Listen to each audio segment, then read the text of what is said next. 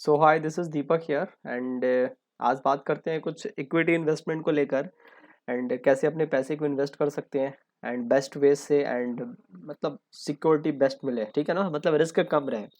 सो इन सब चीज़ों के ऊपर बात करने से पहले एक चीज़ मैं थोड़ा सा डिस्कस करना चाहता हूँ। सबसे पहले तो हम अपने पैसे को, जो भी कैपिटल हम यूज कर रहे हैं या फिर जो भी कैपिटल हम इन्वेस्ट करेंगे, सबसे पहले तो हम उससे डाइवर्सिफाई करें अपने फंड को। डाइवर्सिफाई मीन्स क्या है कि अपने पूरे पैसे को एक जगह नहीं लगाएं।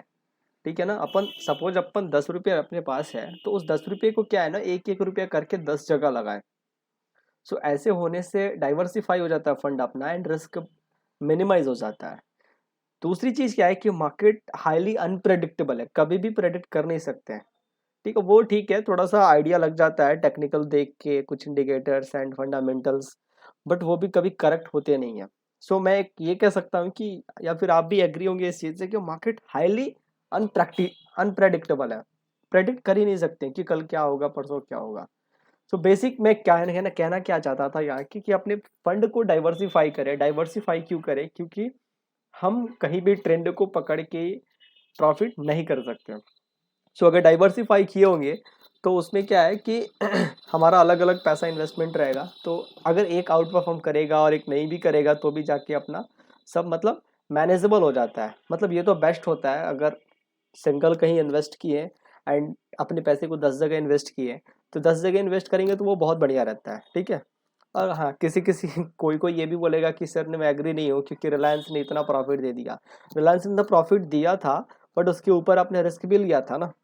अपने पूरे पैसे को एक जगह लगाया था, बट अगर 10 जगह लगाते हैं तो रिटर्न कम आएगा, ऑब्वियस है, but the chances, the kind of risk मतलब बहुत ही कम हो जाता है यहाँ पे। ठीक है, तो सबसे पहले ये आया था कि हम अपने पैसे को, अपने फंड को डाइवर्सिफाई करें। ठीक है, सेकंड स्टेप है कि हम डाइवर्सिफाई करें तो खरीदे क्या। सो हमारे पास इंडिया में ट्रेड हो रही है ना, इंडिया में ट्रेड हुई ETF निफ्टी 20। तो निफ्टी 20 में क्या है ना कि निफ्टी के 50 स्टॉक्स जो टॉप लीडिंग कंपनीज हैं, ठीक है ना, चाहे वो फार्मास्यूटिकल हो गया है, फाइनेंस का हो गया, बैंक का हो गया, ठीक है, स्टील सेक्टर का हो गया, ऐसे ऐसे करके पूरे सेक्टर्स को मिला दें और पूरे सेक्टर्स के जो लीडिंग कंपनी है, ठीक है ना, उन उन उनमें क्या होता है कि निफ्टी ETF रहता है।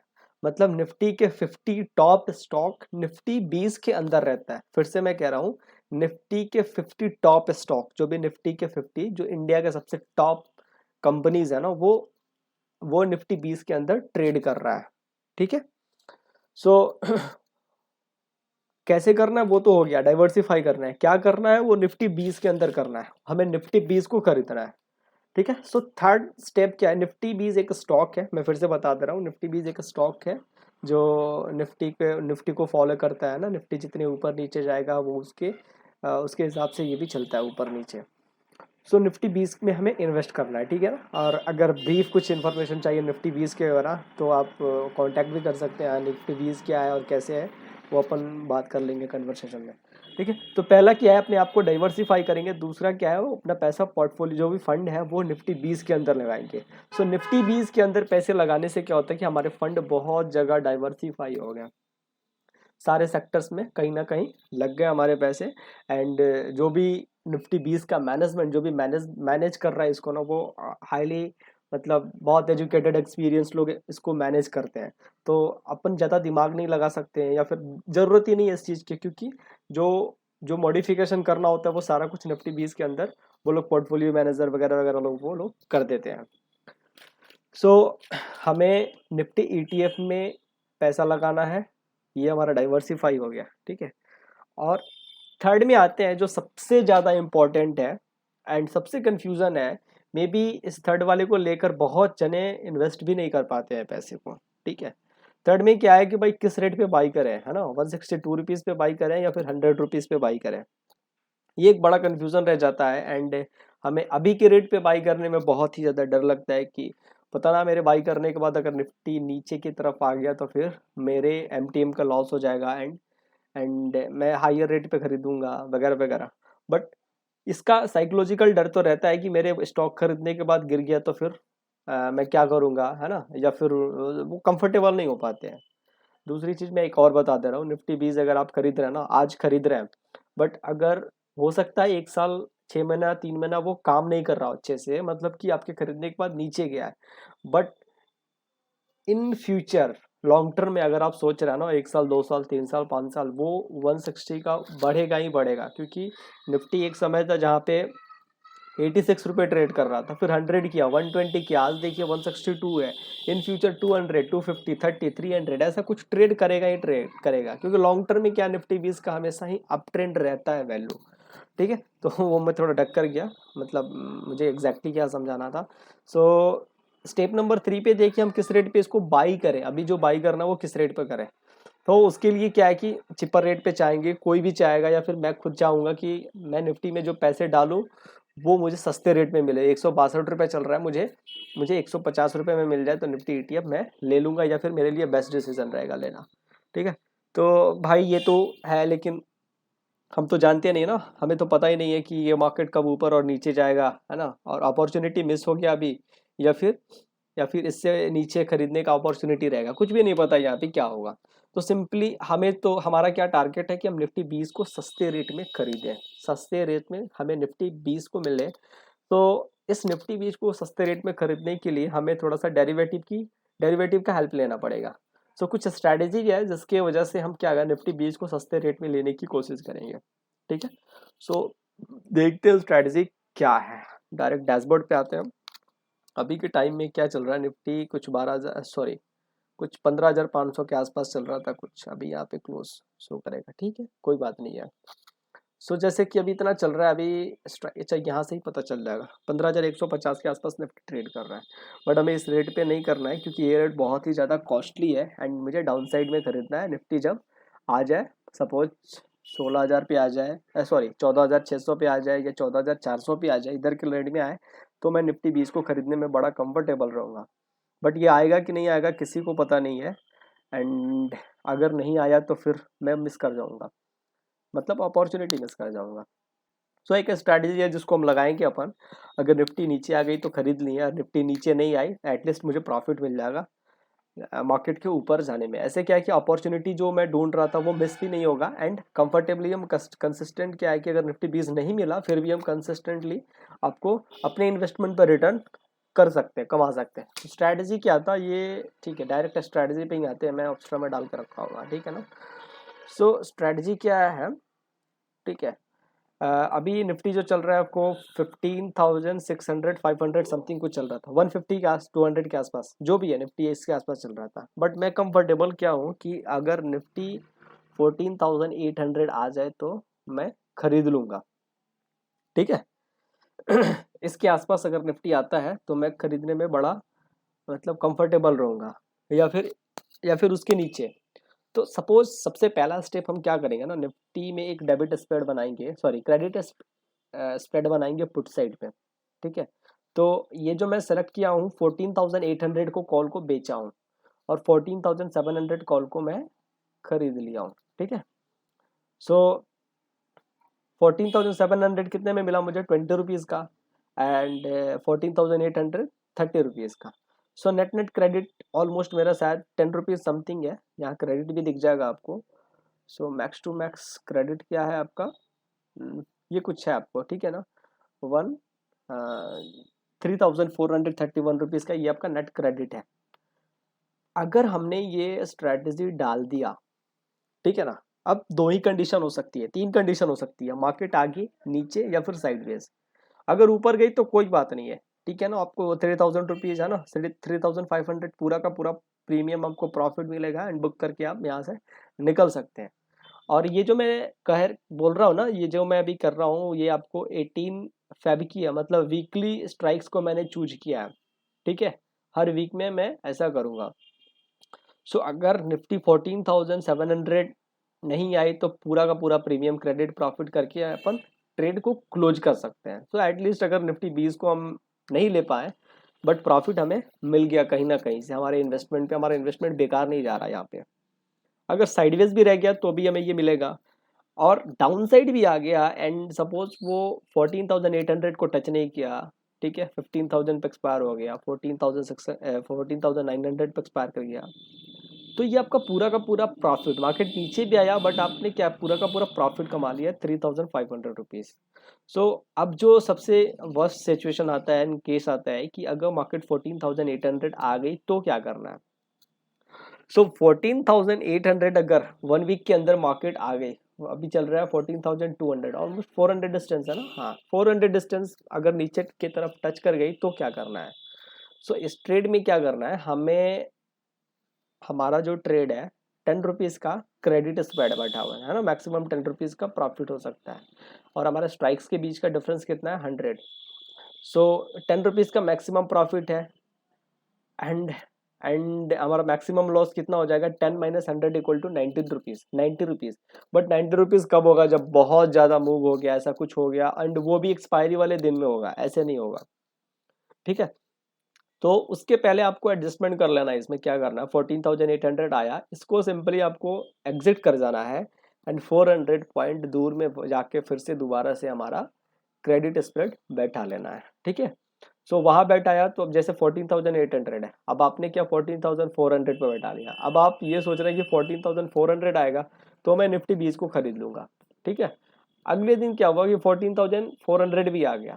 आप फर्दर उसको स्क्वायर ऑफ करके आप उसके और अंदर जा सकते हैं, 14,000, 13,500 है ना, 13,000 जहाँ पे भी आपको लग रहा है, जहाँ पे भी आप कंफर्टेबल है आप कर सकते हैं। बट इस वाले स्ट्रैटेजी में क्या है कि मतलब डाउन साइड में आप खरीदना चाह रहे हैं। सो अगर आपके सेलिंग स्ट्राइक्स को निफ्टी टच कर गया, मार्केट टच कर गया, इमीडिएटली वहाँ से क्लोज करके हम रोल डाउन कर लेंगे नीचे की तरफ एंड नीचे की तरफ करते जाएंगे, 2 बार 3 बार 4 बार ऐसे करते जाएंगे। जिस दिन हमारा कंफर्टेबल रेट आ जाएगा निफ्टी 20 का, उस दिन हम अपने निफ्टी 20 को खरीद लेंगे। अदरवाइज अगर नहीं आया तो कंसिस्टेंट कंसिस्टेंट आपको अगर प्रॉफिट मिलता गया यहाँ से, सपोज अगर आप निफ्टी आपके स्ट्राइक्स को टच नहीं कर रहा है, ठीक है ना। सो पर पर वीक आपको 3,500 रुपीज़ आपको मिल जा रहा है ऑलमोस्ट, आपका ठीक ठाक रिटर्न भी निकल जा रहा है यहाँ से। सो इसमें दिख रहा होगा कुछ रिटर्न, इसमें नहीं दिख रहा, ठीक है। सो 1 लाख रुपीज़ पे आपको 3,000 का तो आपको रिटर्न हमेशा मिलता जा रहा है। अगर नहीं, अगर आप निफ्टी 20 अगर आपको नहीं भी मिलता है तो भी कोई दिक्कत नहीं है, आपको कंसिस्टेंट जो निफ्टी 20 में प्रॉफिट होने वाला चीज़ था वो आपको मिल रहा है, ठीक है। सो डाउन साइड में होने के बाद आपने क्या किया, अब निफ्टी 20 को पूरे के पूरे खरीद लिया, ठीक है ना। अब निफ्टी 20 आपके पास आ गया पूरा। सो अब अपने निफ्टी 20 को आप होल्ड करें, इन्वेस्ट करें एंड उसे लॉन्ग टर्म के लिए देखें एंड उसको लॉन्ग टर्म के लिए छोड़ दिया ऐसे ही, वो आपको बहुत तगड़ा रिटर्न आपको जनरेट करके देगी। बिलीव में कुछ 15% का कंपाउंडेड इंटरेस्ट है, मैं ऐसा कुछ पढ़ा था। सो और ये आपको मतलब इसमें कुछ देखना नहीं है, बिल्कुल सेफ्टी से अगर लॉन्ग टर्म में है आप तो इस निफ्टी 20 में, सो बिल्कुल सेफ्टी आपको मिलेगा यहाँ पे एंड आपका आपका जो भी रिटर्न्स वगैरह है वो काफ़ी अच्छा बनेगा इक्विटीज़ वगैरह में, ठीक है। सो इसमें 2-3 तरह से इसका वेरिएशन भी कर सकते हैं अपन, ठीक है ना। जैसे आपको सपोज 1 लाख रुपए का खरीदना है, आपने यहाँ पे डाल दिया, ठीक है। एंड 10-8 बार क्या हुआ कि मार्केट यहाँ नहीं आया, सो आपने प्रॉफिट बुक किया 30,000 40,000 जो भी बुक किया आपने प्रॉफिट वो किया एंड एक दिन क्या होता है कि मार्केट यहाँ पे टच कर गया, तो मार्केट टच कर गया आपको रेट भी कंफर्टेबल आ रहा है कि चलो ठीक है निफ्टी 20 का रेट सही है। सो अपन क्या करेंगे, निफ्टी 20 वहाँ पे खरीद लेंगे, ठीक है। जो भी सपोज एक्स रेट में आया आपने खरीद लिया, बट आपको लगता है कि नहीं मुझे और निफ्टी 20 खरीदना है, या फिर जो भी मैं खरीद रहा हूँ उसका 50% अभी खरीद लेता हूँ एंड 50% बाद में खरीदूंगा। तो एक तो आपका हो गया निफ्टी 20 आपने अभी खरीद लिया, बाकी का 50% क्वांटिटी आप फिर दोबारा से खरीद सकते हैं। वो फर्दर इसी स्ट्रेटजी को आप रिपीट कीजिए, ठीक है ना। एंड जिस दिन वो टच कर गया, मतलब पहले क्या था कि पहले एक इसको रिपीट किए, इसको डाले थे है ना, निफ्टी 20 खरीद लिए। अब क्या है कि 50% कैपिटल खरीद लिए, 50% कैपिटल का खरीद लिए, 50% और इन्वेस्ट करना है, तो और दूर जाके वो सेम यही स्ट्राइक सेम यही स्ट्रैटेजी को आप प्ले कीजिए और जिस दिन वो टच कर गया आप 50% फिर से खरीद दीजिए। एंड बिलीव मी जब इतना नीचे आपने खरीद ही लिया है तो मार्केट को आज नहीं तो 2-3 महीने बाद ऊपर जाना ही जाना है, 2-3 महीना 4 महीने 4 साल बाद जाना ही है। आप शॉर्ट टर्म में भी बहुत अच्छे से निकल सकते हैं आप यहाँ पे, बट लॉन्ग टर्म रहने से बहुत ही ज़्यादा फायदा है। तो एक तो वेरिएशन, एक तो ये हो सकता है कि आप टोटल का टोटल क्वांटिटी अभी खरीद लें।